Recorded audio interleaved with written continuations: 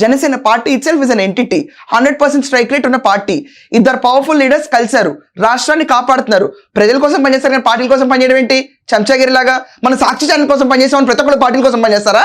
Corporate ఏజెంట్లా ఏంటి, బ్రోకర్లా politicians అంటే? ఇద్దరు కలిశారు ప్రజలకు జీవితం ఇద్దామని, ఇద్దరు కలిశారు ఒక శక్తిని ఎదుర్కొందాం. తప్పేంటి? నీకు 39% ఓట్ పోనుకుంటే ఏంటయా బాబు? నెక్స్ట్ టైం 25కి వెళ్ళకుండా చూసుకోవాలి కదా మనం.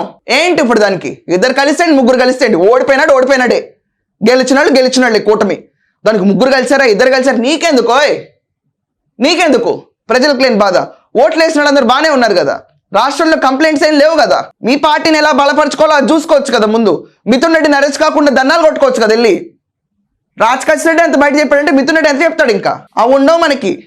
పార్టీ కోసం పనిచేస్తున్నారు వీళ్ళు, మరమ్మతులు చేస్తున్నారు బిల్డింగులకి. మాట్లాడడానికి ఏమైనా అర్థం ఉందా అండి? ఇలా రప్ప మాట్లాడే వాళ్ళకంటే బెటర్ మీరు అంబటి గారు. డెఫినెట్లీ మీరు వచ్చి ఇలాంటి మాటలు మాట్లాడడం ఏంటి? ఓకే, ఇంత చిచ్చులు పెడితే మాత్రం పవన్ కళ్యాణ్ గారు అర్జెంట్గా వచ్చేసి వైకాపాతో కలిసిపోతారా? జరుగుద్దా అది? అంబటి గారు చెప్పారు కాబట్టి జరిగిపోద్దా?